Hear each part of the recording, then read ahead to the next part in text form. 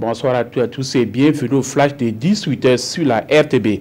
Le directeur général adjoint du FMI, le Fonds monétaire international, était ce matin à Kossiam. À l'ordre du jour, la coopération entre cette institution de Bretton Woods et le Burkina Faso. Pour Moutsiro Furusawa, les relations entre les deux parties ont un niveau fort appréciable et le directeur général adjoint du FMI promet de toujours accompagner le Burkina dans la réalisation de ses objectifs de développement. Mais auparavant, il a été reçu par le Premier ministre Paul Kaba-Thieba autour de la même question. Le ministre de l'Agriculture et des Aménagements hydrauliques sur les traces de la campagne agricole dans la boucle du Mouhoun. C'est une visite que le premier responsable de l'agriculture effectue sur l'ensemble du territoire national dans le cadre du suivi de la campagne agricole 2017-2018. Dans cette région, l'espoir d'une bonne campagne est permis. Cependant, on note quelques difficultés, notamment des attaques de chenilles légionnaires et des problèmes liés au manque d'intrants agricoles. Après l'échéance en décembre 2015 du PNSR, le programme national du secteur rural, le gouvernement burkinabé s'est engagé dans la formulation d'une nouvelle phase.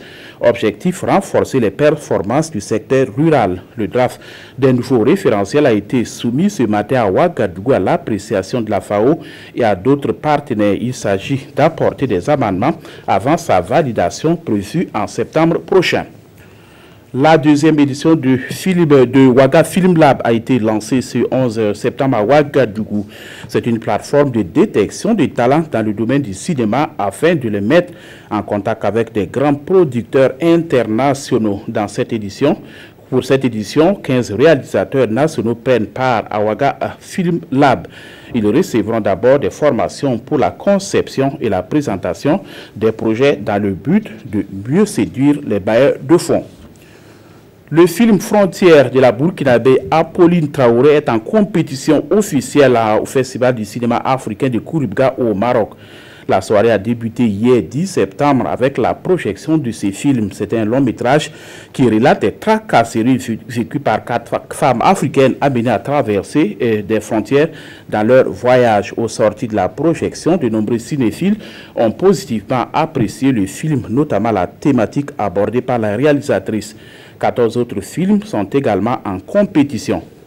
Or, de chez nous à Washington et à Los Angeles, les Dreamers sont dans la rue pour dénoncer le cauchemar qui les attend. Donald Trump a annoncé la suppression prochaine du DACA, ce programme mis en place par Barack Obama qui a permis de donner à 800 000 jeunes en situation irrégulière un statut légal mais temporaire.